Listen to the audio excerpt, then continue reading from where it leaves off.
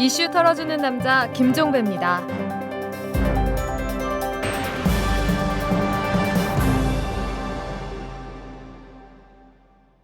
6월 24일 월요일입니다. 자, 월요일 아침도 어김없이 오마이뉴스의 이주영 기자가 나오셨습니다. 어서 오십시오. 안녕하세요. 저번에 그 이주영 기자의 그 사진을 공개를 했어요. 네, 봤습니다. 그 댓글 봤어요?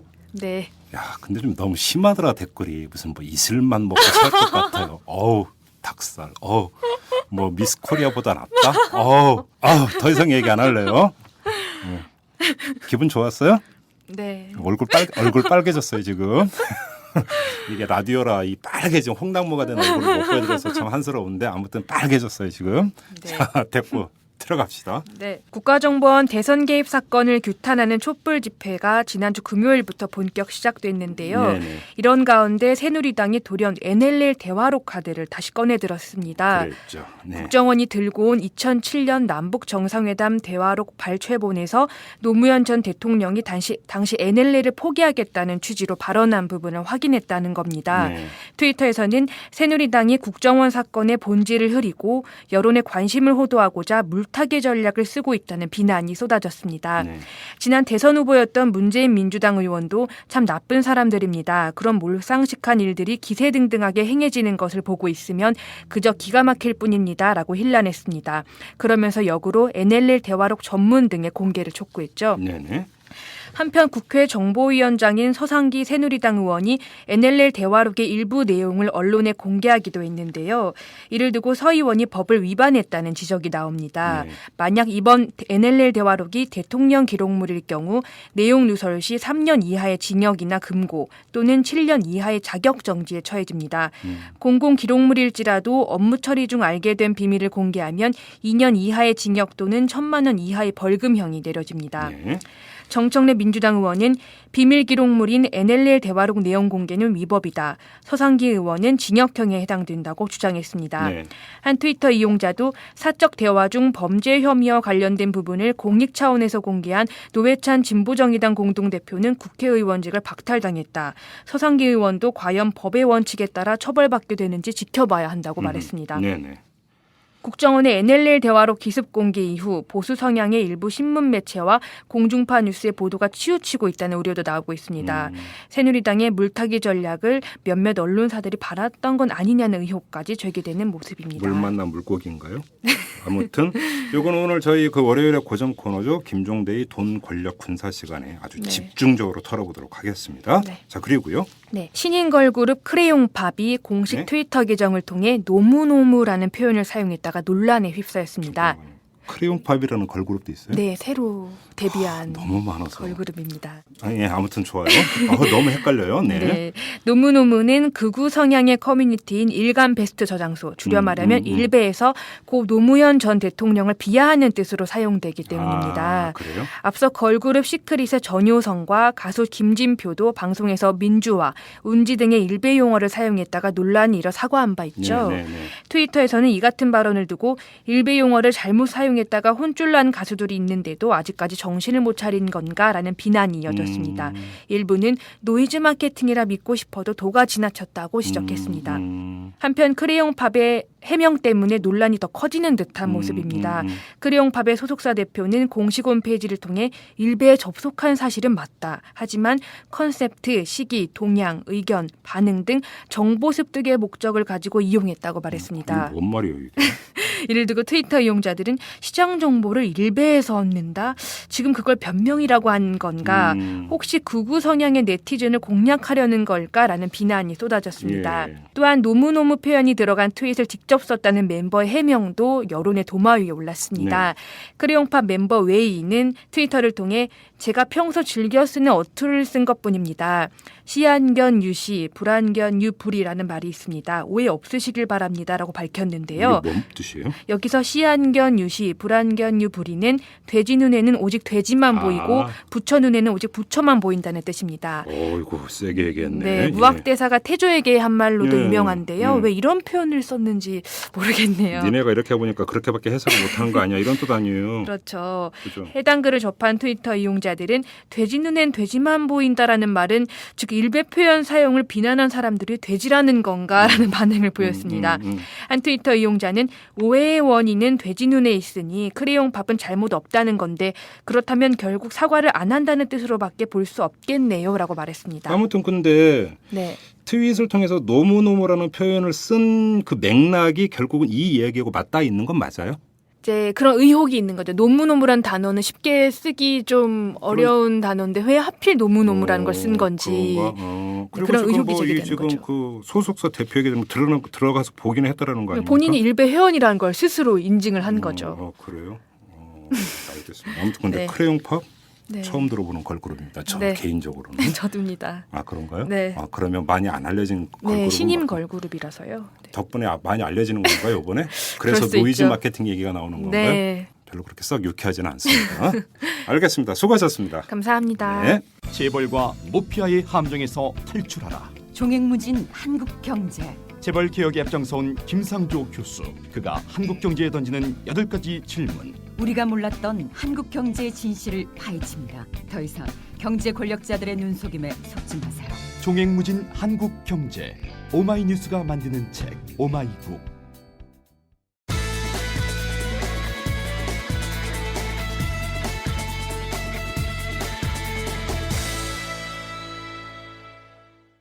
지난 대선 때부터 경제민주화 이야기가 많이 나왔었죠. 그리고 6월 국회에서도 뭐 경제민주화 입법이 어쩌니 저쩌니 이야기가 많이 나오고 있습니다만 현장에서 개선되고 있는 것이 있느냐. 바로 이 문제에 대해서 물음을 던지게 하는 뉴스가 하나 있었습니다. 삼성전자 서비스의 위장 도급 논란 기사인데요. 이 문제를 바로 집중적으로 취재해서 보도한 기자가 있습니다. 오마이뉴스의 최지용 기자인데요. 오늘 탈탈 인터뷰에서는 이 문제를 집중적으로 털어보도록 하겠습니다.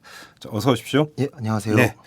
자, 지난주 오마이뉴스가 이 삼성전자 서비스 위장 도급 의혹을 제기를 하면서 논란이 아주 커진 걸로 제가 알고 있는데 삼성전자 서비스 일단 어떤 회사인지부터 좀 정리하고 넘어가죠.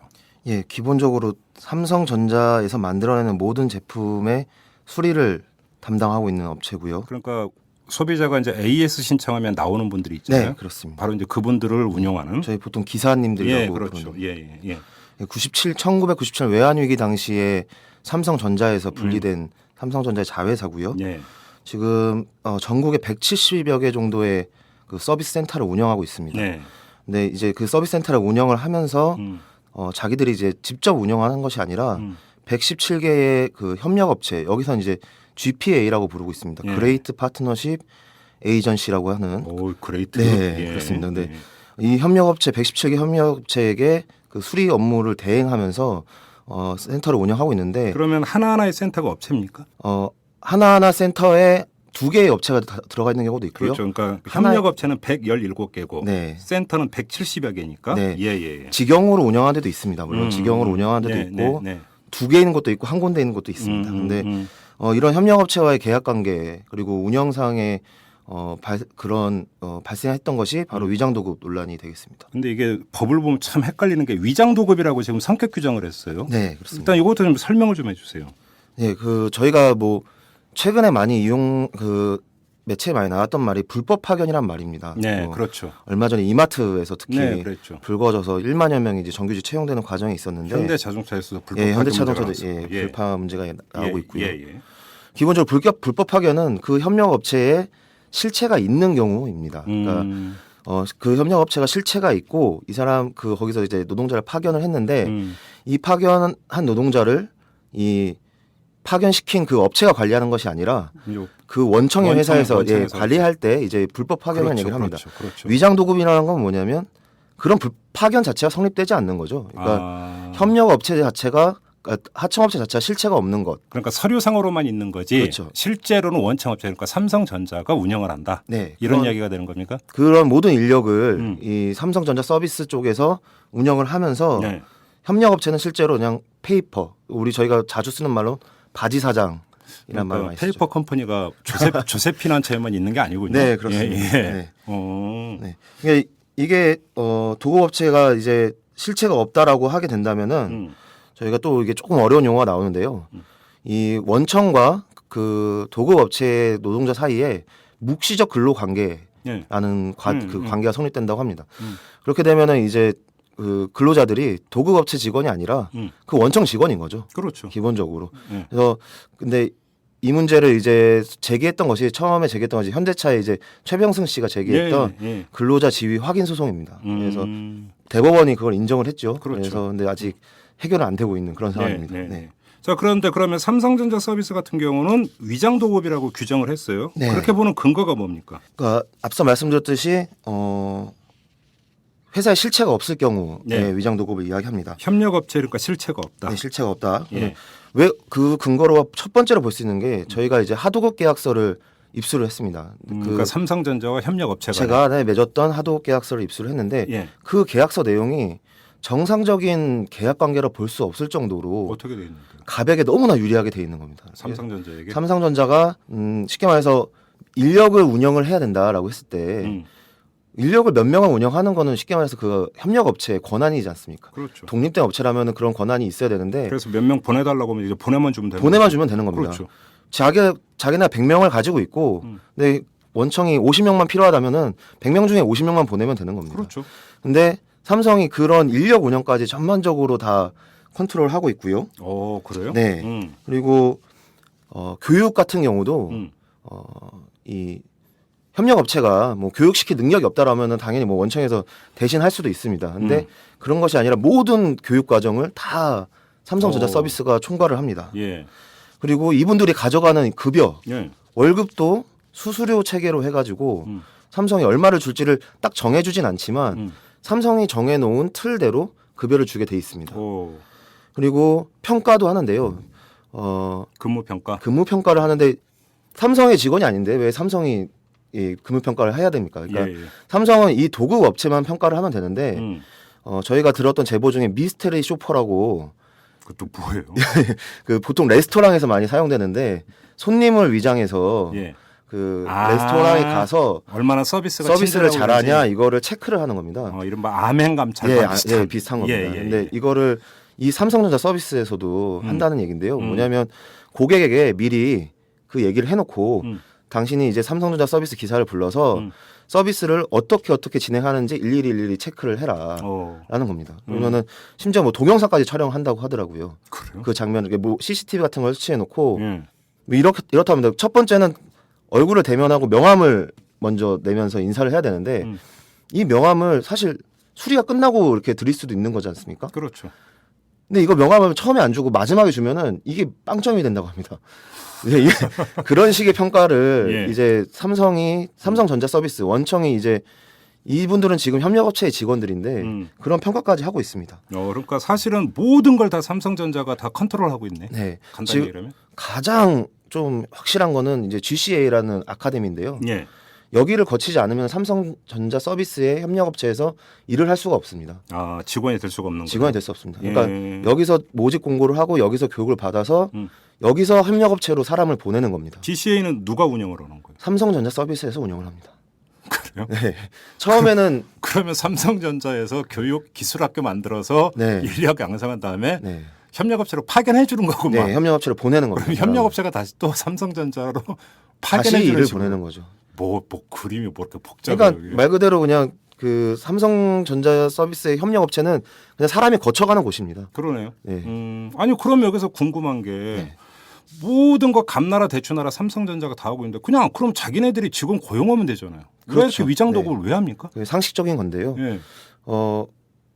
직고용을 하게 되면 아무래도 뭐 이제 복지 혜택도 많이 줘야 되고 예산이 고용 탄력성이 떨어지고 뭐 많이 이런 떨어집니다. 건가요? 첫 번째로 제일 손쉬운 거는 이 업무 자체가 이 삼성전자 서비스라는 기사들의 업무 자체가 유동성이 큽니다. 그래요? 여름에는 너무 바쁘고 그렇죠. 에어컨 설치, 뭐 에어컨 이런 것 때문에? 설치부터 해서 여름에 또 가전제품들이 고장이 많이 나지 않습니까? 그렇죠. 많이 쓰니까. 그리고 뭐 수영장도 가고 막 이러니까 뭐 핸드폰도 많이 빠뜨리고 막 이러니까 일이 많습니다. 그것도 계절 타는구나. 네. 맞다. 예. 그때는 인력이 많이 필요하고 겨울에는 또 인력이 별로 필요하지 않습니다. 그러니까 기본적으로 해고를 편하게 할 수 있게 하는 게 바로 이 도급 시스템이라고 그렇죠. 할 수 있습니다. 그렇죠. 최근에 저희가 이거를 취재하게 된 계기가 됐던 게 이제 부산 지역에서 이제 근로자 협의회를 하셨던 두 분이 저희한테 문제 제기를 해주면서 저희가 이 취재에 들어갔는데요. 네.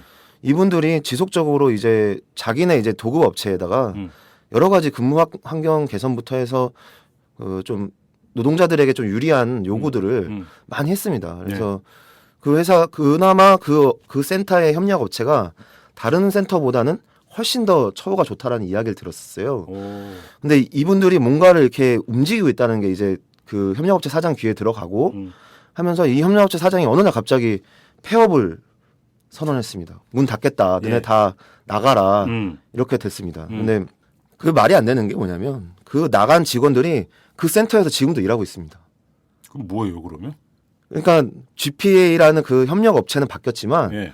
그 사람들은 그 공간에서 계속 일을 하고 있는 거예요. 뭐냐면은 그 폐업하겠다고 한 그 사장이 나가고 나서 다른 GPA 협력업체 사장이 예. 그 사람들을 그대로 인수를 해가지고 예. 다시 재계약을 해가지고 예. 그 센터에서 다시 일을 하는 겁니다. 명의만 바뀐 거구만. 명의만 그날. 바뀐 겁니다. 어. 그러니까 그분들 거기서 뭐 전 업체에서 3년 정도 일하신 분이 있다라고 한다면은 그분은 이제 경력 2개월 차가 된 겁니다.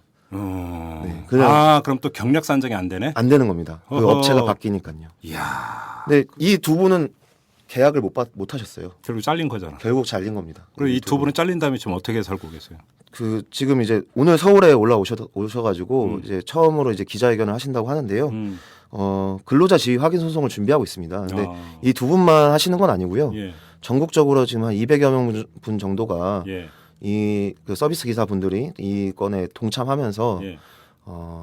근로자 지위 확인 소송을 제기하고 있고 아마 내일 중에 아마 소송을 제기할 것 같습니다. 그리고 또 고용노동부에 이분들이 이제 근로조건 문제도 있기 때문에 예. 그 근로조건 문제로 고용노동부에 또 고소고발을 또 진행을 할 예정입니다. 그렇게 되면 고용노동부가 특별감독을 실시할 가능성도 있습니다. 할까요? 해야 되는 거 맞죠? 해야 합니다. 네, 알겠습니다. 그나저나 지금 이렇게 되면은 GPA라고요? 네, GPA입니다. 그레이트 파트너십 에이전시. 네. 야, 이름 멋있어요. 멋있게 지었습니다. 근데 아무튼 그러면 GPA 소속돼 있는 노동자들 노동 네. 조건이나 처우 이게 상당히 불안전하고 열악할 것 같은데 어떻습니까? 또 그러니까 위장도급과 더불어서 또 한 가지 문제가 바로 그건데요. 네. 저희가 처음 인터뷰를 했을 때 그분들이 하셨던 말이 별을 보고 나와서 별을 보고 들어간다 이런 얘기를 했습니다. 무슨 네. 천리마 운동하는 거. 네, 그렇습니다. 네. 저도 처음에 그런 느낌 받았는데요. 네.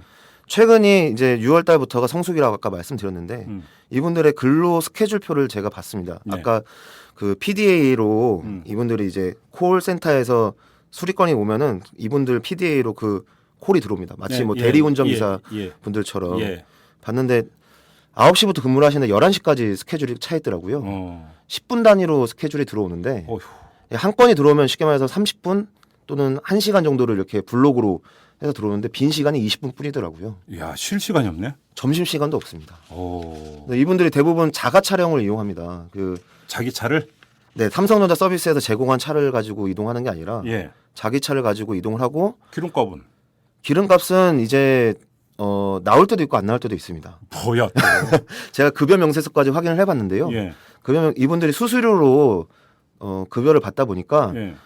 근데 수수료라는 급여 체계는 없지 않습니까? 아, 그럼요. 그게 네, 어떻게 뭐. 급여예요, 그게? 네, 그렇죠. 그러니까 그 수수료를 그 급여 항목에다 그냥 찢어서 나눠 놓습니다. 그러다 보니까 어느 날은 성과급이 100만 원일 때가 있고 예. 어느 날은 성과급이 20만 원일 때가 있습니다. 어느 날은 차량 유지비가 10만 원 나올 때가 있고 네. 어느 날은 안 나올 때가 있습니다. 이게 다 뭐냐면 그냥 이분들이 번 수수료를 그 급여 항목에다 그냥 찢어 넣어준 것뿐입니다. 예. 근데 급여 수준은 그래서 확인해 본 결과 성수기에는 최대 뭐 200만 원 후반까지도 받습니다. 이분들이 하루에 뭐 한 20건 정도를 처리하면은 많이 뛰니까. 네, 처리하면은 그 정도 된다고 하는데 근데 비수기는 또 확 떨어질 거 아니에요? 비수기는 150만 원도 안 되는 경우도 많았습니다. 그래요. 거기다가 또 이 명의 바꿔버려 갖고 하면 경력도 인정 하나도 안 해주고 원점에서 그렇습니다. 다시 시작하고. 이분들이 하시는 이야기 중에 하나가 대출 받기가 그렇게 어렵다라는 겁니다. 어. 한 근무지에서 오래 근무하지 않은 게 되다 보니까 그렇죠. 뭐 경력이 업체가 바뀌면은 자기가 10년 동안 일을 했다고 하더라도 예. 자기 경력이 몇 개월밖에 안 될 수도 있는 상황이 되는 거죠. 그러네요. 그래서 대출 받기가 정말 어렵다고 그런 말씀도 많이 하시고요. 예. 또 가장 문제가 뭐냐면은 이 수술을 하더라도 오래 근무하면 이제 근무 숙련도가 늘기 마련인데 그렇죠. 그거에 따른 보상이 전혀 없습니다. 아, 그러니까 처음에 들어가면 지금 이분들이 102만 원 정도의 기본급을 받고 있는데요. 네. 이게 어떻게 계산이 되는 거냐면 최저임금 곱하기 한 달의 근무 시간 210시간 정도를 그 기본 근무를 쳤을 때 그 최저임금 곱하기 210시간 한 금액을 지금 기본급으로 받고 말 그대로 있습니다. 최저 임금만 주는 거네. 기본급은. 그렇습니다. 나머지는 다 일한 몫으로. 거기다가 이제 그 수술을 해갖고 저기 보면 일한 만큼 네, 맞습니다. 주는 거고. 네. 근데 문제는 20년을 일해도 이 기본급은 변하지 않는다는 근데 겁니다. 뭐 에이스 수술료는 회사가 지급하는 게 아니라 소비자가 지급하는 거 아닙니까 어차피. 맞습니다. 그죠? 네. 그래서 그거를 이제 그러니까 회사는 사실상 102만 원? 네. 그것만 지급하는 거. 그것만 지급하는 거죠, 사실상. 이야 너무 심하다 진짜. 네. 이런 거 보면 지금 이 방송 들으시는 애청자 여러분 중에 집에 가전제품 없는 분 안 계시고 서비스 한 번 안 불러보신 분 거의 없지 않습니까? 네. 사실 저 같은 경우도 뭐 늦게 온다고 짜증낸 적도 있고 네. 제 위주로 시간 맞추려고 막 싸운 네. 적도 있는데 그때 집에 없으니까 좀 몇 시에 와주세요 이런 적도 솔직히 있거든요. 맞습니다. 이분들의 고충을 생각하니까 좀 그러네. 되게 이런 제가 좀 눈물겨운 이야기도 들었는데요. 예. 자동차가 없으셔서 매근 기사 중에 한 분이신데 자동차가 없으셔서 이제 오토바이로 예. 이제 그 일을 다니셨는데 고객이 자기 오토바이를 이제 넘어뜨려서 망가진 거예요. 발로 차가지고 네. 화가 나가서 고객이 그 상황까지 말씀을 안 하셨는데 네. 어쨌든 고객의 과실로 인해서 예. 오토바이 망가져서 예. 이제 보험 처리를 이제 그 고객에게 요청을 한 거죠. 예. 이제 처음에는 이제 고객이 알겠다고 이렇게 했습니다. 그래서 회사에 들어와서 그 상황을 보고도 했고, 근데 며칠 뒤에 이제 사장이 자기를 부르더니 그 사고 그냥 회사에서 얼마를 줄 테니까 없던 일로 하자 이렇게 이야기했다고 합니다. 왜 그러냐 했더니 고객이 이제 전화를 해서 예.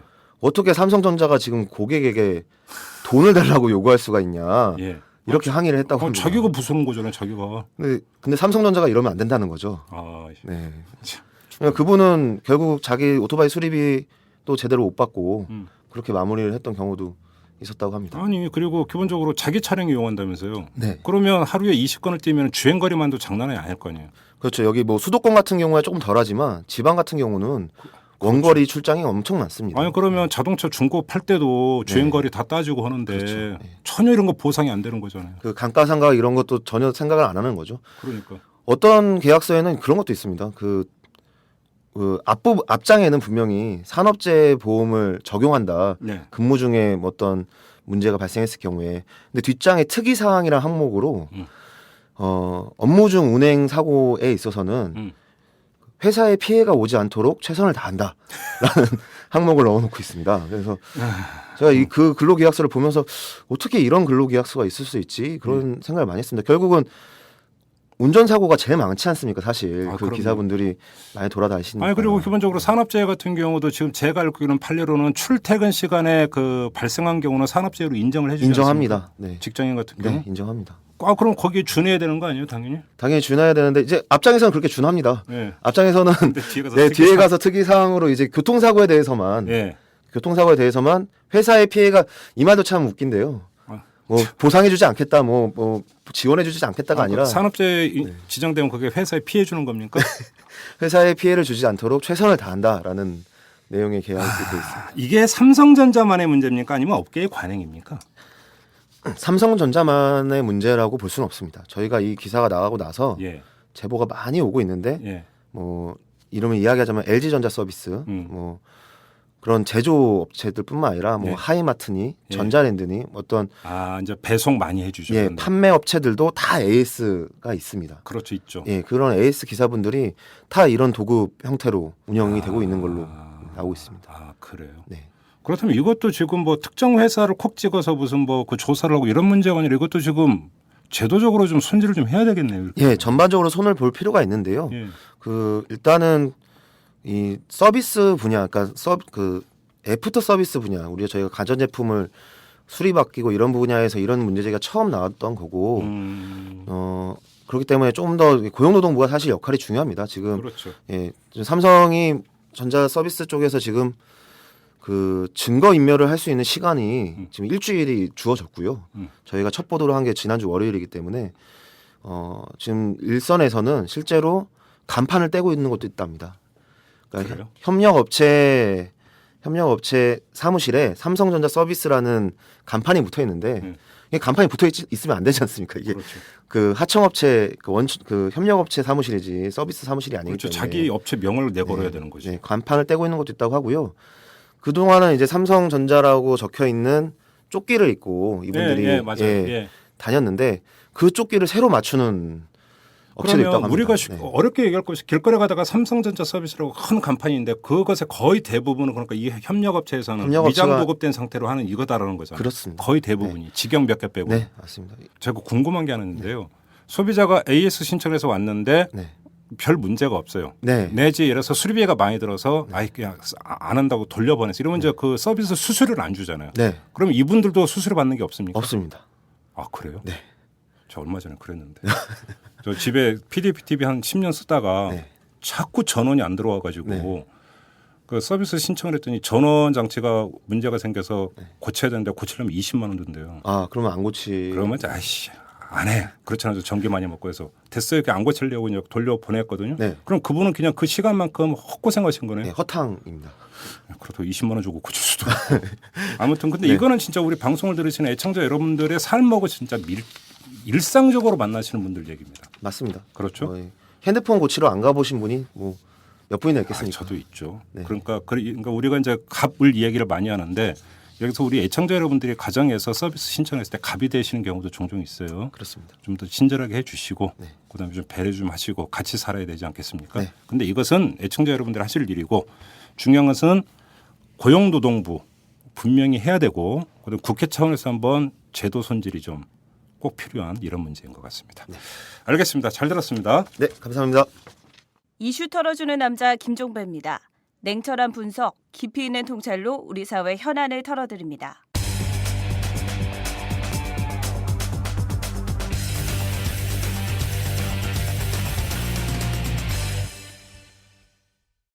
매주 월요일의 고정 코너입니다. 김종대의 돈, 권력, 군사 시간입니다. 자, 여러분들이 좋아하시는 김종대 편집장 나오셨습니다. 어서 오십시오. 예, 안녕하세요. 네, NLL 문제가 다시 불거졌습니다. 오늘 이 얘기를 안 할 수가 없을 것 같은데 네, 다짜고짜 단도직입으로 다시 여쭤보겠습니다. 노무현 대통령이 김정일 국방위원장 만났을 때 그 얘기를 했습니까? 안 했습니까? 그러니까 그 얘기가 요즘 그 왜 서상기 정보위원장이 얘기하는 그 얘기 말이죠. 그렇지. 예, 조선일보 일면 톱으로 네. 며칠 전에 나온 거.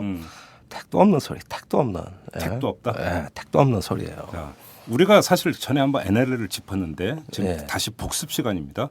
택도 없다는 근거를 한번 제시해 주십시오. 허허, 이거 참 이 긴 과정을 어디서부터 얘기해야 될지 모르겠는데 우선 새누리당이 말할 때마다 달라요. 과거에 그 정상회담 때 NLL은 과거에 유엔군이 땅 따먹기 하듯이 그어놓은 손 아니냐. 아, 맞아요. 이 얘기를 했다고 정문원 맞아요. 그 의원이 얘기했는데 지금은 그런 얘기는 또 아니래. 예, 그런 얘기는 아니고 저기 조선일보 보도 내용은 이거죠. 그 김정일 위원장이 아니 그러면은 저기 그 남쪽에서 NLL에 대한 어떤 법을 폐지해야 될 거 아니냐. 그러니까 할 수 있다. 예, 내가 책임질 수 있다. 이렇게 발언했다는 건데 세상에 NLL법이 어디 있습니까 우리나라에? 그런 게 없죠. 있다면은 영해 및 접속 수역법인데 예, 박정희 대통령 때 만들어진 거죠. 그때 만든 거라고 했죠. 예. 거기에는 지금도 저 태안반도 앞바다 소령도 이북은 영해에서 다 빼버렸어요. 인천 앞바다도 우리나라 법에는 영해가 아니에요. 하물며 서부고도 NLL이 무슨 법에 나와 있어? 언제 우리가 영해라고 그랬어요? 네. 법에도 없어요. 그러니까 도대체 있지도 않은 법을 폐지하라고 하는 김정일 위원장이나 그렇게 하겠다고 하는 노무현 대통령이나 이게 무슨 얘기야? 어디서 발췌한 내용이냐고? 오늘 발췌본을 보면 때마다 말이 달라져요. 오늘 경향신문 일면톡으로 보도된 게 있는데 박선원 전 비서관 그 네. 노무현 정부 때 청와대에 있었던 네, 잘 압니다. 예, 남북 정상회담 때 또 수행도 했던 네. 이분이 밝힌 내용 보면은 그때 노무현 대통령이 김정일 위원장을 만나서 그 NLL 이야기가 나오니까 그 남측에서는 이것을 영토선으로 바라보기 때문에 어렵다라고 네, 네. 분명히 얘기를 했다. 네. 또 이렇게 지금 그 박선원 비서관은 이렇게 밝혔어요. 네. 그러면 이게 맞는 얘기입니까? 아니 그거는 여기 박선원 비서관이 얘기한 건 8월 15일 대책회의를 얘기하는 거죠. 당시 정상회담이 10월 4일이니까 약 그 2달이 조금 몸 남은 시기에 청와대 대책회의에서 한 얘기고 그다음에 정상회담이 끝나고 남북도 비밀 접촉 때도 우리가 영토선이라고 주장을 했다는 거고. 자, 이렇게 일관되죠. 그런데 박선원 비서관이 이제 얘기 안 한 건 뭐냐면 최종 입장 정리는 그 8월 18일 날 됐어요. 예, 이것도 제가 지난번에 한번 여기 나와가지고 예. 말씀드린 건데 거기에서 일단 NLL은 현상 변경이 없다는 게 다 그 입장 정리가 끝났죠. 정부 차원에서. 그러니까 10월에 있었던 남북 정상회담 앞두고 이제 했던 대책 회의에서 그렇죠. 그래서 그때 그 청와대 회의에 온 사람이 그때 제가 말씀드렸어요. 그때 하필이면 김장수 국방장관이 눈병 안질이 걸려서 김관진 합참의장이 대신 회의에 참석했다. 네, 맞아요. 기억나요. 그리고 국방부 돌아가서 김장수 국방장관한테 청와대 회의 참석해 보니 NLL은 아무 걱정 안 하셔도 되겠다. 이렇게 주장을 했던 거죠. 다만 혼선이 있었던 것은 통일부에서 당시에 NLL을 우리의 어떤 그 저기 하나의 어떤 그 관할에 온 하나의 어떤 경계선으로 인정하는 건 맞지만 이것에 대해서 어떤 북한과의 논의도 불가하다는 건 너무한 거 아니냐 이런 입장을 내놨어요. 당시 통일부에서. 예, 그렇죠. 그것도 뭐 지금 자세히 읽어보면은 틀린 얘기도 아닙니다. 그런데 이런 부분들이 마치 NLL을 포기한 것처럼 그래서 정상회담에 이게 의제가 된 것처럼 그 마구마구 이제 그 잘못된 정보를 유포시킨 게 이제 대선 때 새누리당 지금까지 이제 제 두 번째 국면이 맞이하고 있는 거고요. 자, 그런 건 그러면 사실이 없었다는데 여기서 그러면 합리적 의심이 발동이 되는데 도대체 새누리당이 뒷감당을 어떻게 하려고 저러는 겁니까? 그러니까 저도 사실은 그때 민주당 대선 캠프에 얘기했던 거는 대화로 공개합시다. 이걸 하나의 카드로 구사해야 됩니다. 그런데 여기에도 이제 옛날에 청와대 뭐 수석 또 장관을 지내신 분들이 많기 때문에 이 법리 의식이 너무 투철하셔가지고 거기까지는 저 상상력이 발동이 안 됐어요. 그러니까 이게 대통령 지정 기록물이고 그다음에 그 정상 간의 회담인데 어떻게 닦아냐. 네. 앞으로 그럼 도대체 어떻게 하자라는 거냐. 이런 것 앞으로 때문에. 어떻게 하자는 거냐.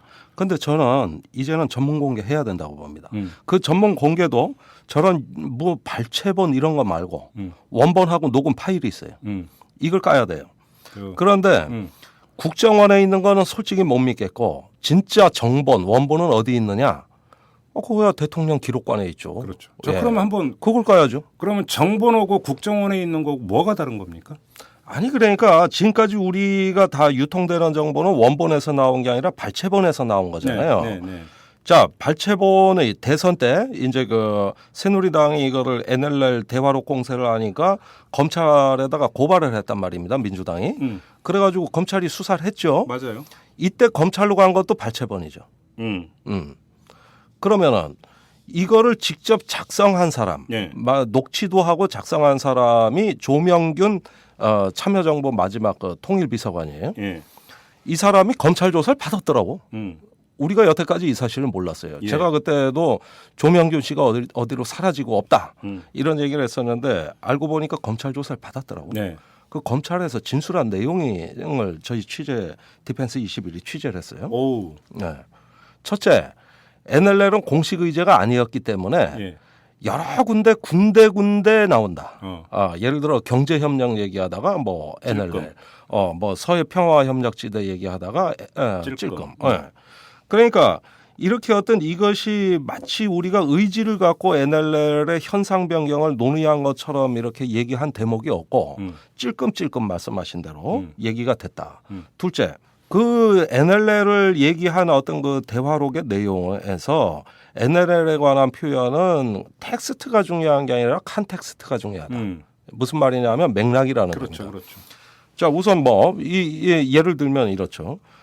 서해 평화협력지대를 해야 되는데 김정일 위원장이 아니 NLL을 그대로 남측이 고수하고 어떻게 평화협력지대가 되냐? 또는 그 NLL을 그거 재협상해야 되는 거 아니냐? 비법적인 선 아니냐? 이렇게 얘기를 하면 그런 북한의 입장도 이해는 가지만 그러나 일단은 이것이 현상으로 우리가 영토선으로 생각하고 있고 이렇게 뒤에 나가는 대목이 있어요. 근데 이제 이해한다만 발췌를 해버리면 그렇죠.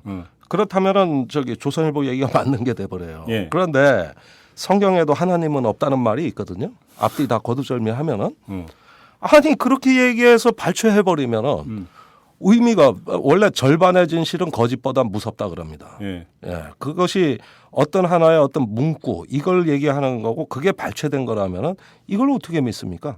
그 뒤에 말도 봐야지. 자, 그러면 국정원에 보관하고 있는 발췌본은 어떻게 작성이 된 거예요? 그럼 국정원이 작성한 거예요. 예. 원본을 못 내놓겠다 그러면서 문제되는 대목만 자의적으로 작성을 해가지고 그러니까 그래서 쉽게 하면 검찰에도 제출하고 정본에 대한 어떤 이 정보 그 내용이 풀 텍스트가 있는 것을 국정원이 사본을 갖고 있으나 그거는 못 내놓으니까 거기서 필요한 것만 발췌해가지고 요약 정리된 것. 거기에다 앞에 또 판단이 들어가 있어요. 예. 예, 아예 전제를 깔고 얘기해요. 대통령으로서 뭐 품격이 떨어지고 안보관 국가관이 의심시되는 발언이 있다는 식으로 얘기를 해놓고 그 다음에 이제 이거를 저기 이렇게 조각조각 소개하는데 그런데 그 발췌본도 대선 때 검찰에 갔던 발췌본하고 이번에 서상기 위원장이 얘기한 발췌본이 또 달라. 아, 그래요? 왜? 그러니까 또 새로운 표현, 또 과거의 금과 옥조처럼 NLL에 이런 얘기가 노 대통령이 했다는 얘기는 또 없고 새로운 얘기. 이런 식으로 해가지고 이거는 원본 전문 공개를 안 하면은 이거는 이런 식의 어떤 말꼬리 잡기는 이거 영원히 갑니다. 다음 대선 또 져요 민주당이. 그러니까 결국은 지금 그 문재인 의원 같은 경우도 할 거면 정본을 공개해야 된다. 네. 이런 얘기가 좀 그래서 나오는 거 아닙니까? 그렇죠. 그래서 조명균 비서관이 검찰 조사를 받을 때 그 앞에 아까 제가 얘기했죠. 이렇게 쪼각쪼각 나온다. 컨텍스트는 그게 아니다. 고로 세 번째 얘기는 저기 그 NLL 포기 발언을 새누리당이 주장하는 건 근거가 없다. 아, 이분은 직접 작성하고 녹음까지 하신 분이에요. 지금 민주당이 전문을 공개하자고 자신 있게 나오는 것도 조명균 씨가 검찰에서 진술한 내용을 확보했기 때문이라고 저는 봅니다. 예. 그렇죠. 자, 여기서 이제 궁금한 게 하나가 있어요. 그 정본을 풀 텍스트를 지금 민주당 인사들은 봤느냐? 아니 그거는 작성한 사람이 일단 조명균 씨고 그다음에 김만복 그 당시 국정원장이 그거를 감수했다는 거 아닙니까? 예, 정확히 기록이 됐는지. 예. 왜냐하면 자기도 정상회담에 배석을 했으니까. 예. 이거밖에 없는 거예요. 그 두 사람만이 풀 텍스트를 알고 두 사람만이. 그런데 그러니까 예를 들어서 문재인 의원도 풀 텍스트를 모를 수 있는 거잖아요. 몰라요. 그렇죠. 전혀 모릅니다. 예. 그런데 그 김만복 씨가 조금 나이가 많으셔서 정신이 약간 좀 디테일이 약해 이분이. 기억력이 이제 좀 떨어지신다 이런 뜻이죠? 예, 그래서 김만복 원장이 나름대로 대선 때 막는다고 막았지만은 예. 조금 말이 예, 그랬어요 하여간. 자, 그러니까 조명균 씨 증언이 필요한 거고 그러다 보니까 그렇다면은 이런 정황을 다 봤을 때 저기 새누리당 말은 원본으로 승부할 수 있다.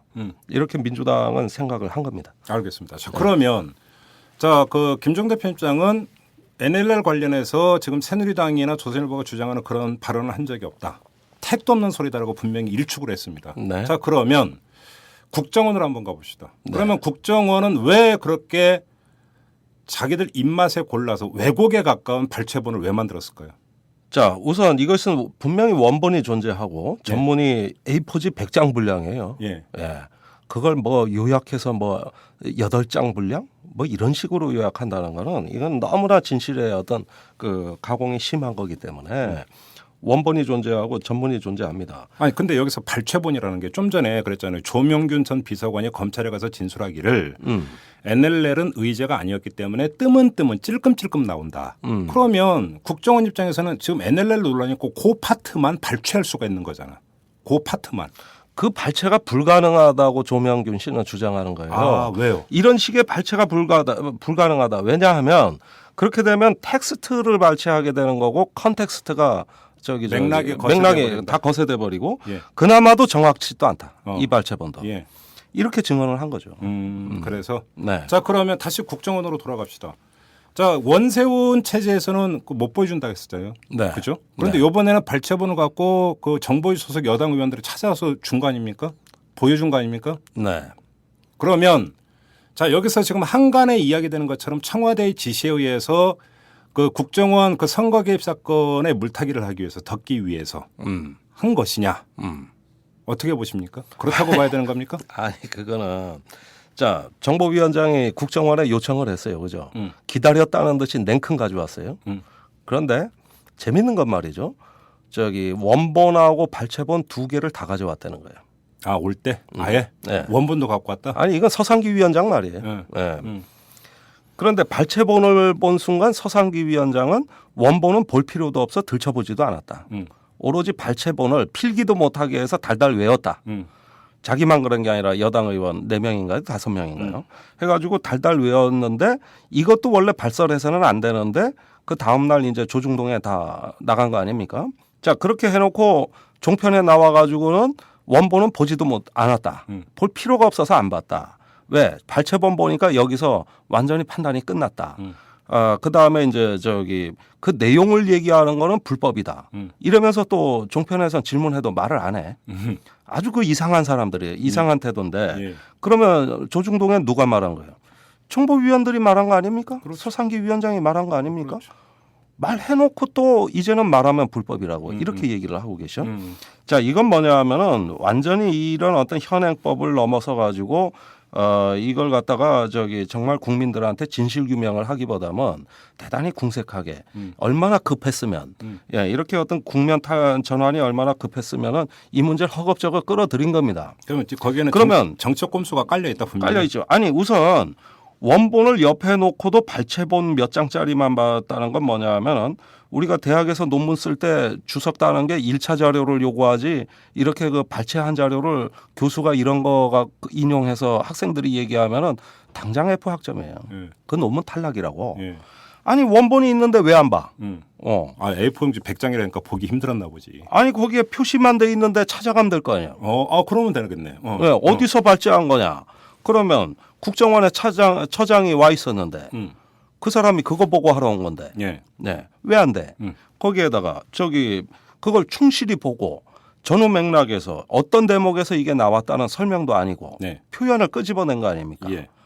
그것이 만약에 어디 그 저기 우리가 저도 뭐 언론인이고 기사를 씁니다만은 기사를 그런 식으로 썼다가는 학교에서 레포트나 논문을 그런 식으로 썼다가는 그거 완전히 저기 그 뭐 졸업할 생각은 포기해야죠. 자, 거기서 여기 분명히 합시다. 그러니까 새누리당 정보위원들이 그런 것은 국정원 선거 개입 사건을 덮기 위한 일종의 물타기용이라고 의심할 여지가 충분히 있으나 그러니까 주체가 새누리당 정보위원들이 아니라 국정원으로 만약에 한정을 하면 자, 국정원 쪽에서는 어떤 이야기를 하냐면 상황 변화가 있었다. 원세훈 체제 때와는. 뭐냐면 올해 2월에 바로 이 검찰 수사가 있었어요. 네. 그런데 그 전에는 이것을 대통령 지정 기록물로 알고 있었는데 검찰이 수사 과정에서 법무부와 협의 끝에 이것은 대통령 지정 기록물이 아니라 공공 기록물로 봤다.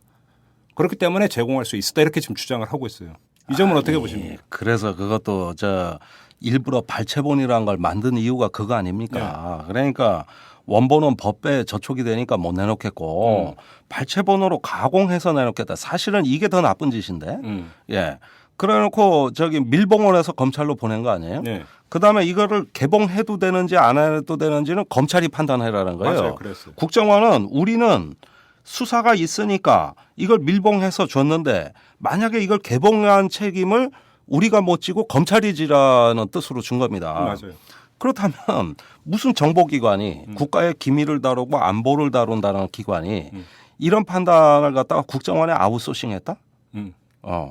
이 얘기 아닙니까? 자기 판단 검찰에 아웃소싱. 자기가 책임 안 지겠다. 원세훈 원장은 정권 말기고 이게 문제되면 퇴임해서 뭐 결국은 문제가 됐지만 저기 또 자기한테 무슨 정치 보복이 있을지 모르니까 내 책임만 면하는 방식으로 검찰에 내용을 전달하자. 네. 왜? 이런 방법을 찾아낸 거 아닙니까? 그래서 국정원 책임 못 지겠다는 거 아니에요? 그럼으로써 이번에 또 그런 발췌본을 그렇게 제출한 전례가 있으니까 정보위원장한테도 제출했다 그러면서 이번에 또 친절하게 원본까지 가져온 거 아니에요? 네.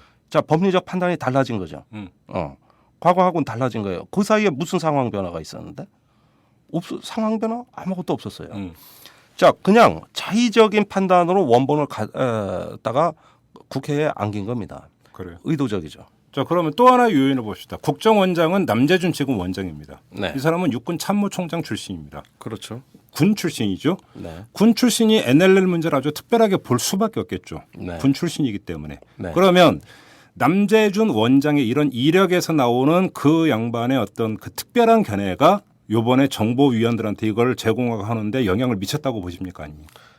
그거는 너무 과도한 해석이라고 봅니다. 그렇습니까? 예, 원세훈 원장은 병역 면제자인데 뭐.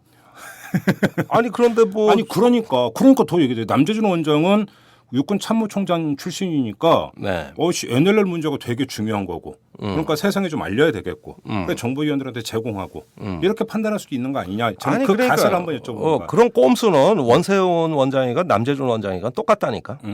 한 사람은 제출해서는 안 되는 발제본을 만들었고 아니, 만든 것도 이상하고 제출한 것도 이상했고 한 사람은 한술 더 떠 원본까지 내놨고 그냥 연장선에서 보면은 자기 재임 기간에 자기 주관이 하나씩 덧붙여진 것뿐이에요. 맞아요. 큰 방향은 같아요. 예, 선거에 영향을 주고 또 국면 전환에 영향을 주고 이 어떤 그 맥락은 똑같단 말입니다. 그것은 병역 면제자건 육군 사성 장군 출신이건 그거 차이로 이건 판단할 수 있는 문제가 전혀 아니에요. 아니에요. 귀하가 맨날 질문이 샤프하는데 지금 질문은 약간 스투피드해. 약간. 아니지 스투피드한 게 아니라 저는 근데 굽힐 생각이 없는 게 육군 참모총장 출신이니까 차라리 이 문제를 어떤 보니까 물타기용이다 이런 걸 떠나서 차라리 공론화해서 NLL 문제를 이번에 국민적으로 합의를 봐서 못 받고 가자 이런 어떤 뭐냐면 판단할 수도 있다 이 가설에 입각해서 그러니까 질문을 드리는 거예요. 아니 난 그런 판단 할 수 있다고 보는데 그건 사성장군 출신하고는 무관한 얘기고 설령 그렇다 하더라도 우리가 지금 그 얘기를 여기서 하는 건 의미가 없어요. 하긴 뭐 그 사람 속으로 알 수가 없는 거니까. 알 수가 없는 거니까. 예. 저는 조금 약간 얘기를 달리 봐가지고 지금 이 국정원 선거 개입부터 해가지고 지금 NLL 논쟁까지 있는데 우리가 저는 지금 오늘 얘기할 때 제가 스스로 느낄 때 목소리가 조금 안 좋습니다. 왜? 분노가 속에서 치밀어 올라가지고 지금 머릿속에서 뭐가 폭발하기 직전인데 솔직히 많이 참고서 지금 얘기하고 있어요. 제가 이제 우리 김종배 진행자가 처음에 우리 이털남에 인발부할 때도 우리 정말 감정적으로 하지 말고 이 팟캐스트 너무 비하 용어를 쓰지 말고 진영 논리에도 빠지지 말고 정말 좀 제대로 된 거 해보자. 제가 거기에 응해가지고 이 고생하고 있는 거 아닙니까 솔직히? 그러려면은 이 감정적으로 나가면 안 된다고. 맞아요. 그래서 꼭 참고 있어요 지금. 누굴 미워하지 않으려고. 오늘 저녁 또 소주 먹어야 돼. 그런데 문제는 말이죠. 여기에서 우리 사회에 이 논쟁이 던지는 의미에 대해서 저는 경악할 수밖에 없어요. 어떤 점에서요? 자, 우리가 2007년에 그 NLL 문제라고 하는 것은 이제 그 문제가 왜 나왔냐 하면 어떤 서해 분쟁 관리, 서해를 어떻게 평화적인 어떤 그 평화 협력지대로 바꿀 것인가에 모든 초점이 맞춰져 있었고 거기서 나온 게 이제 그 NLL. 그 NLL 어떻게 관리하자는 얘기냐? 공동 어로 구역을 NLL에 몇 군데 만들어서 거기서 평화롭게 서로 남북한이 고기도 잡고 상생을 하자 이거였어요. 맞아요. 그런데 북쪽에서 가장 바랐던 건 뭐냐면은 우리 NLL 폐지라기보다는 정상회담 당시에는 해주 직항로만 열어주면 남측의 NLL 정도는 인정할 수 있는 거 아니냐. 오랫동안 관행으로 굳어져 왔으니. 그런데 해주가 어떤 항구입니까? 앞으로 북한을 개혁 개방하려면 해주 남포예요. 거기가 항구로서 제 기능을 발휘해야지 북한이 개혁 개방으로 갑니다. 네. 이래서 김정일 위원장이 그렇게 안 하려고 하는 해주 개방을 우리가 꺼낸 것이고 네. 이러면은 김정일 위원장은 해주를 개방했을 때 저번에 개성공단 때도 군부가 반대해서 아주 곤욕을 치렀는데 여기까지 개방하면 군부가 가만히 있겠냐 이게요. 그때 14 정상선언에서 이게 합의가 됐던 내용 아닙니까? 합의가 다 된 게 아니에요. 그래서 해주를 어떤 직항을 열어주는 게 NLL로 다 둘러싸여서 봉쇄선 역할을 하고 있으니까 그렇죠. 최소한 군함은 아니더라도 민간 화물선이라든가 이런 거는 자유롭게 드나들어야 되거든요. 그렇지. 또 정전협정에 보면은 항구의 기능을 보장한다고 돼 있고 해상에서 상대방의 후면에서 해상에서 위협을 가하지 않는다고 돼 있으니 그건 뭐냐 하면은 해주 남포 이쪽 일대가 자유항해가 보장돼야 되는 거거든요. 정전협정에 이걸 분명히 명기하고 있어요. 반면에 NLL은 정전협정에 없으니 북쪽에서 우리가 판단한 북의 의도는 해주로 우리가 기업인이 진출하고 뭐 공장이 들어가고 조선산업이 들어가고 이런 거를 하려면은 이 해주를 어떤 그 항구의 기능을 보장하는 상태로 돼야 되는데 그것이 바로 서해 평화협력지대의 한 테마입니다. 예. 그러려면 이 NLL에서 적어도 군함이 아닌 화물선 정도는 융통성 있게 직항할 수 있는 게이트라도 하나 뚫어줘야 되는 거 아닙니까? 그렇죠. 예. 그다음에 옛날에 우리가 NLL 문제되기 전에 실제로 그렇게 해왔어요. 아, 실제로 그랬습니까? 예. 근데 90년대 무슨 연평해전 서해교전 나고 NLL에서 긴장이 고조되면서 그때부터 막은 거라고 모든 걸 다. 그러면은 이런 정도의 어떤 그 서해 평화적 관리나 분쟁 예방의 장치로 하려면은 우선은 그런 어떤 그 자유항해 보장과 그다음에 꽃게잡이 때문에 자꾸 뭡니까 분쟁이 일어나고 맨날 6월 달에 남북 교전이 일어났지 않습니까? 맞아요. 예. 꽃게 자비철이었죠. 예, 이런 거를 NLL 남쪽도 아니고 NLL에 걸쳐서 이 여기에 공동 어로 구역을 5개를 만들자는 거였어요. 그것도 처음엔 등거리냐 등면적이냐로 시끄러웠어요. 그런데 국방부는 등거리만 고집을 하다가 청와대 대책회의에서 아니 연평도 같은 경우는 등거리로 했을 때는 NLL 인항과 이북을 각기 거리를 재보니까 저쪽에 육지에 다 버린다고. NLL이 워낙 육지에 가까우니까 연평도가 맨날 우리가 교전 나는 데가 연평도 아닙니까? 맞아요. 거기가 제일 가까워요. 그러면 이거를 등거리로 자른다는 거는 비합리적이니 여기 연평도 인근에서는 남쪽으로 조금 더 내려오는 것도 아니야. 사실은 북한 쪽으로 갈 수 없기 때문에 남쪽에서만 NLL에 걸쳐서 남쪽만 된 것이고 대신 백령도 같은 데서는 우리가 더 북쪽으로 가면 된다고. 이런 식으로 융통성 있게 조정하면 등면적이 된다 이거예요. 이걸 하자는 것이 이제 NLL에 관한 노무현 정부의 접근의 핵심 중의 핵심입니다. 그런데 이걸 북한하고 협의한 당사자가 누군지 아십니까? 누군데요? 지금 청와대 안보실장하는 김장수 국방장관이에요. 예. 이 문제는 원래 통일부가 북한하고 협의하는 주무부처가 돼야 되는데 국방부가 자기 관할권을 주장하니까 청와대에서 국방부의 협의를 맡긴 겁니다. 그래서 남북 정상회담 다음 달 11월에 그 송정각에서 있는 남북 국방장관 회담에서 이 문제를 논의하러 김장수 장관이 북으로 간 거죠. 네. 가지고 간 안은 청와대에서 결정한 대로 등면적이에요. 예, 이거를 협의하러 갔고 이런 정도의 어떤 협의라면은 국방부도 충분히 융통성 있게 할 수 있다. 이래서 노 대통령하고 사전 회의를 다 하고 간 사람이에요. 네. 김장수가. 예. 근데 북측에서 여전히 옛날 주장을 들고 나오는 겁니다.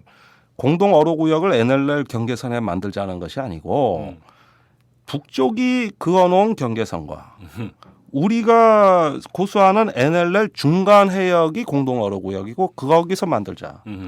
이러니까 청와대 지침하고 다르잖아요. 이게 NLL 부정이라고. 갑자기 북한이 강경하게 나오니까 그 문제만 합의를 못하고 온 겁니다. 다른 건 다 합의하고. 그리고 김장수 장관이 대선 때도 JTBC 종편 나가서 뭐라 그랬습니까? 노무현은 NLL을 사수하려고 했고 나한테 지침을 줬다. 그게 노 대통령이 제일 잘한 일이다. 네. 나한테 다 위임했지 않느냐. 이렇게 분명히 얘기했어요. 그다음에 청와대 NLL에 대한 사고방식에는 문제가 없다고 얘기한 거는 당시 합참의장 김관진, 지금 국방장관이고 이분들이 다 그렇게 얘기했어. 그런데 대선 때부터 지금까지 이 문제를 들고 나오는 사람들은 정작 노무현 대통령 때 합참의장 장관을 지냈던 사람들은 쏙 빠지고 아무것도 모르는 정문원, 윤상현, 서상기 네. 이렇게 계보가 이어져 내려오고 있어요. 이 사람들 특징이 뭔지 아십니까? 뭔데요? 병역을 제대로 이수한 사람이 3명 중에 한 사람도 없어. 정문원 6개월 방위. 6개월 방위도 아니야. 그건 비정상 전역이에요. 육방. 의병 전역. 그다음에 윤상현 이 양반은 85년에 전두환 사위가 됐죠. 청와대에서 결혼식 올렸죠. 1988년에 군대 갔죠. 그날 제대했죠. 입대한 날 제대했어요? 입대 날 제대. 입대 일자 전역 일자가 똑같아요. 아, 그래요? 네. 훈련소에 퇴짜 맞은 게 아니고? 아니고 그다음에 육군 소위로 군필자 행세하고 있어요. 육군 소위래. 아니, 그런 경우가 어떻게 있어? 아니 이건 법에도 없어. 어. 근데 감히 병무청에 전두환 사위를 군대 보내? 그럼 전두환 그 딸은 어떻게 되라고? 그 소설을 어떻게 견뎌? 입대 날짜가 제대 날짜예요. 그래요? 예. 너 이거 처음 하네. 그리고 군필자래. 어. 육군 소위래. 하루는 근무했잖아, 하루. 그래서 병역 끝나고 음. 저기 뭐냐 적당히 결혼 생활 하다가 예.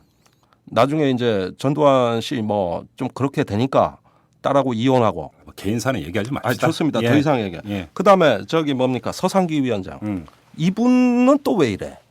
이분도 비정상 전역이에요. 예. 내가 그 어디다 적어왔는데 이분이 아마 그 저기 이분이 그 제가 보니까 한 8개월 정도 군 생활했어요.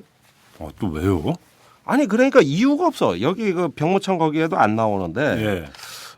이분들 보면 말이죠. 예. 정문원 의원은 독자로 91년 5월 6일 날 입영해서 11월 5일 날 전역 6개월이죠. 3대 독자 이상은 6방이라고 있었어요. 6개월 방이. 예, 그랬을지도 모르겠어요. 아니 예. 그런데 독자라고 돼 있어요 전역 사유가. 아니 왜 내 친구도 어. 3대 독자는 그런데 6방이었어요. 그렇다 치고 예. 잘 키운 방이 하나 남부럽지 않은 게 그렇죠. 지금 방이 비어가면 안 돼요. 예. 지금 뭐 새누리당에 저 활약하는 것만 봐도 알겠고 윤상현 씨 아까 말씀드린 대로 1988년 5월 14일 입영했다가 5월 14일 전역으로 됐고 이렇게 해서 복무 완료로 돼 있고 혹시 그 서류 잘못된 거 아니야? 아니 병무청 홈페이지에 떠 있다니까 지금 들어가 보시라니까 그러네. 그리고 서상기 위원장. 예, 서상기 위원장 1967년 3월 30일 입영인데 같은 해 11월 30일 전역. 사유는 의병. 뭡니까 이거? 그 뭐예요? 모르죠. 8개월 군 생활을 했다고. 예. 자, 그런데 안보의 선수들이 그때 새누리당에 많았잖아요. 예. 예, 그 저기 청와대 외교안보 수석했던 윤병세, 예. 국방장관 했던 김장수 이분들은 대선 때 나와가지고 한마디도 이 문제를 얘기 안 해. 진실을 아니까. 오히려 김장수 장관은 거꾸로 얘기해. 노무현 NLL 지켰다고. 예. 그러면 뭐야 군대도 제대로 안 마친 말이지. 이런 양반들이 나와서 안보를 얘기하는데 선수들은 어디 갔어? 이것부터가 이상하고. 근데 여기서 좀 정리를 합시다. 그러니까 이래서 고의적으로 병역을 기피했거나 뭐를 했다면 문제 삼을 수 있지만 뭐 다른 이유 때문에 군대를 못 갈 수도 있는 거예요. 그러니까 군대 안 갔다 온 사람은 군에 대해서 얘기하지 말라. 이건 성립이 안 되는 거고 중요한 것은 뭐냐면 김장수 당시 국방장관은 지금 청와대에 있어요. 안보실장으로 있습니다. 그리고 지금 이렇게 엄청나게 논란이 빚어지고 있으면 그 누구보다 가장 잘하는 사람 아닙니까? 그러면 얘기를 해야 되는 거 아닙니까? 정리를 해줘야 되는 거 아니에요? 그러니까 그런데 입도 뻥끗 안 하고 있죠 지금. 입 뻥긋 했어요. 했습니까? 뭐라고 예. 했습니까? 아주 이상한 말을 했어요. 뭐라고 했어? 저기 그 저 국방장관 회담에서 네. 자기는 노 대통령 지침받아 NLL 지켰는데 예. 나머진 모르겠다. 예. 정상회담 자기도 따라가 놓고 그거는 내가 그 회의는 안 들어가 봐서 모르겠는데 진실은 규명돼야 될 것 같다. 그러니까 쉽게 얘기를 하면 국방장관 회담에 이제 자기가 직접 갔으니까 이러저러 했지만 뭐 그래서 뭐 그 노무현 김정일 정상회담 때는 뭐 자기가 배석한 게 아니고 하니까 모르겠다. 그리고 말인즉슨 형식적으로는 맞아요. 지금 논란되고 네. 있는 것은 그 노무현 김정일 정상회담 때의 논의 내용이니까 네. 그러니까 진실 규명돼야 된다. 네. 이런 얘기가 되는 거죠. 그러면 김장수가 그러니까 실장 얘기대로라면 노무현 당시 대통령이 이중 플레이 했을 수도 있다라고 하는 가능성을 깔고 하는 얘기 아니에요? 아니 지금 그 뉘앙스를 저 계속 풍기시는데 제가 개인적으로는 잘 아는 분입니다만은 내가 아까 그 분노로 머릿속이 터질 것 같다고 얘기한 게 바로 이 대목인데 나는 우리나라 군인들이 정권 때 따라서 말 바뀌는 걸 지금 다 보고 있어요. 네. 예. 지금 저기 노무현, 이명박, 박근혜 3대에 걸쳐서 이 사람들의 말이 어떻게 달라지는가. 저는 김장수 장관 개인적으로 참 존경하고 사랑했습니다. 네. 노무현 대통령 때 서울역에 퇴임 후 그 환송식에 못 나갔어요. 예. 장관 하느라고. 아. 그래가지고 봉하마을로 전화를 하셔서 예. 못 나가봐서 죄송합니다. 그러니까 노무현 대통령이 국방장관이 특히 나 때문에 마음고생 많았는데 이러니까 전화 받다가 울어버렸잖아 이 양반. 그러면서 불사 2군 뭐 이러면서 민주당의 그 비례대표 3번 받은 상태에서 그 당시 한나라당으로 저기 입당 선언 해버린 거 아닙니까? 네. 그런데 어쩔 수 없다고 쳐. 예. 뭔 사정 때문에라고 그러다. 그런데 박근혜 대통령 와서 이렇게 말을 하면은, 예, 이거는 이제 제가 거의 폭발 직전인데 아 이게 정권 때마다 자기 소신들이 이렇게 바뀌는구나. 분명히 자기가 뭐라 그랬습니까? 노무현 NLL 지켰다는 말 했습니까? 안 했습니까? 근데 이건 소신의 문제가 아니라 팩트의 문제잖아요. 팩트의 문제. 아니 팩트의 문제도 왜 지금은 이렇게 얘기하고 똑같은 팩트인데 아 그러니까. 왜 옛날 팩트가 다르고 지금 팩트가 다릅니까? 왜 말하는 게 달라? 예. 나 이런 점에서 이 군인들 정권 따라 말 바뀌는 거에 대해서 내가 아주 죽을 지경인데 예. 사실은 군인은 강직하게 자기의 어떤 그 진실이 있으면 그대로만 얘기하면 되고 또 청와대에서 이렇게 얘기할 일도 아니거든요. 그다음에 야당에서 다 이제 대화 전문 까자 그러니까 아니 그러면은 저기 뭡니까 그 앞으로 자연히 저런 규명이 될 거라고 봅니다만은 지금 저 국정원이 저렇게 대화록을 뭐 공개하고 원본을 국회 가져오고 하는데 우리가 알기로는 청와대 비호 없이는 이거 안 돼 불가능하다고 보거든요. 청와대하고 어떤 저 교감 없이는 마치 이런 걸 확인이라도 해주는 듯한 얘기 아닙니까? 이 저기 지금 꽃꽃장수 얘기. 청와대하고 교감을 한다면 그것은 그 청와대 파트가 어디가 됩니까? 안보실이 됩니까? 안보실이죠. 안보실이 되는 거죠. 그러면 당연하죠. 지금 이게 그 정부위원회를 갖고 오는 과정에서 김장수 안보실장이 알고 있을 가능성은 대단히 높다고 봐야 되는 거 아닙니까? 당연하죠. 포인트 아니 결국 이것도 국정조사감이에요. 키맨은 예. 김장수 실장이 이거는 국정원 대선 개입 제2탄입니다. 음. 예, 그 여직원 댓글 사건부터 해서 네네. 이거 제2탄이라고. 예. 이건 죄질이 더 나빠요. 예. 예. 저는 간곡히 말씀드립니다만은 우리가 말이죠. 그 저기 서해 평화 협력지대라는 거는 저는 중동의 평화 로드맵에 항상 비견을 하는데 1991년에 말이죠. 이 협상이 시작돼 가지고 94년에 2차 오슬로 협정을 맺어서 우리가 요르단강 서안하고 가자지구 이스라엘 점령지를 팔레스타인한테 되돌려주면서 팔레스타인 자치국가 수립을 통해서 네. 이스라엘과 팔레스타인의 영원한 어떤 적대 관계를 종식시키고자 하는 회담입니다. 맞아요. 이거를 체결한 그 노정객, 이 중동 전쟁의 영웅 라빈 총리가 95년에 암살당했죠. 네. 예, 그러면서 베냐민 총리와 샤론 총리가 연이어 등장하면서 극우 총리들이 이제는 이 중동 평화의 로드맵에 다 분탕질을 해버렸다고. 지금 전 세계의 양심들이 우리 이스라엘뿐만 아니라 그 이스라엘의 적대국조차 샤론 총리의 죽음을 너무나 애석해하고 또 클린턴이 중재한 캠프 데이비드 회담과 노벨 평화상 수상에 대해 가지고 전 세계가 박수를 쳤어요. 그걸 분탕질해 놓으니까 그 다음에 중동 정세가 어떻게 되냐고. 9.11 테러가 왜 일어나냐고. 거기서 쭉 이어진 거란 말이에요. 자, 그러면은 그 중동 평화 로드맵의 기본 정신이 뭡니까? 땅과 평화를 맞바꾸자예요. 땅을 양보하고 평화를 가져오자. 그렇죠. 이게 구역 성서에 저기 땅의 경계선을 배분하는 건 신의 권능이지 인간의 권능이 아니라는 유대교 근본주의자들의 반발로 해서 라빈을 그 중동 전쟁 영웅을 저격해버린 거 아닙니까? 그런데 지금 그 서해 평화협력지대라는 것은 우리의 어떤 그 양보할 수 없는 이익과 주권이 있다면은 그것을 그대로 유지하는 가운데 단지 관리만 바꿔서 상생의 길을 찾자였어요. 이것이 안보를 위태롭게 할 여지도 거의 없었다고 봐야 됩니다. 사실 NLL은 90년대 이전에는 아예 위협이 없던 곳입니다. 맞아요. 예. 예. 거기에 무슨 교전이 일어났습니까? 그렇죠. 예. 그렇다면 갑자기 여기에 긴장이 고조되고 한반도에 화약고가 됐다면 당연히 평화를 갈망하는 지도자가 여기에 대한 어떤 평화의 로드맵을 구상 안 했겠냐 이거예요. 그렇죠. 그렇다면 저는 역사적으로 노무현 대통령이 아니라 하더라도 어떤 지도자건 누군가는 했었어야 될 일이다. 여기에 하나의 평화의 로드맵을 만들어냈었어야 되는 건데 그 뒤에 집권한 이명박 박근혜 정부 오면서 이걸 분탕질을 해도 아주 더럽게 분탕질을 해놨잖아요. 이제는 이것을 뭘 어떻게 돌이킬 수가 없게 해버렸어요. 그렇다면 여기에서 우리가 해밍웨이가 얘기했듯이 모든 평화는 깨지더라. 하나의 어떤 평화의 로드맵을 자기의 정치적 불이익을 감수하고 그걸 갖다 실현하려고 했던 20세기 지도자들이 과연 살아남은 지도자가 누가 있냐고. 사다트 대통령 이스라엘하고 방문해서 평화협정을 하려고 그랬다가 3년 만에 암살당했고 빌리 브란트 신동방 정책을 추진하니까 비서가 소련 간첩이라는 이유로 낙마했고 고르바초프 서방에 대해서 일방적 개혁 개방 군축을 표방했다가 군사 쿠데타로 실각을 했고 이렇게 해서 20세기의 평화 정책의 지도자들은 다 정치적 불이익을 받았어요. 그런데 이 서해 평화 협력지대 햇볕 정책이란 건 뭐냐면 20세기의 마지막 평화 정책인 동시에 21세기의 첫 번째 평화 정책이었습니다. 그 방식도 주권을 침해하지 않으면서도 북과 상생할 수 있는 어떤 최적의 묘안을 찾자.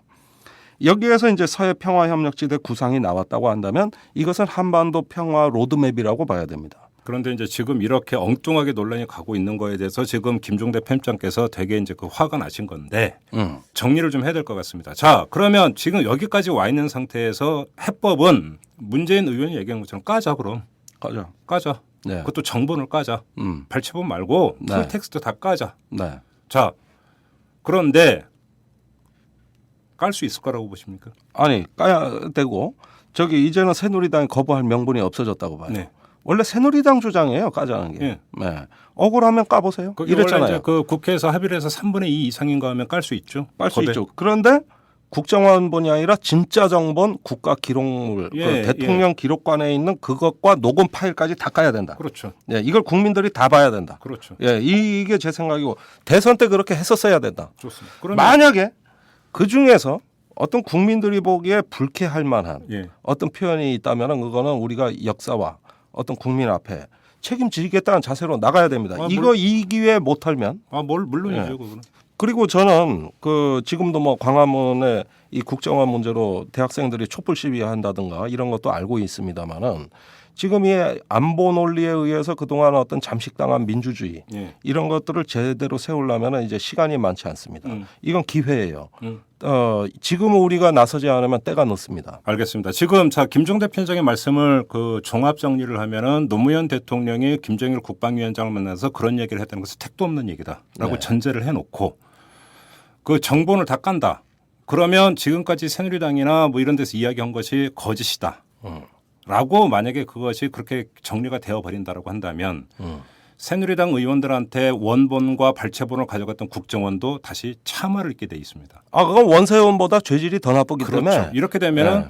지금의 국정원은 국정원 선거 개입 사건을 덮기 위해서 이것을 했는지 모르겠지만 더 큰 화를 불러들이는 거죠. 광화문에 10만 명 모입니다. 제가 장담합니다. 네. 네. 아무튼 네. 자 결국은 그렇게 본다면 갈림길은 그 정본이 공개될 수 있느냐 없느냐. 네. 결국 이거겠네요. 거기에 당의 운을 걸어야 돼요. 민주당은- 당의 운명을 걸어야 됩니다.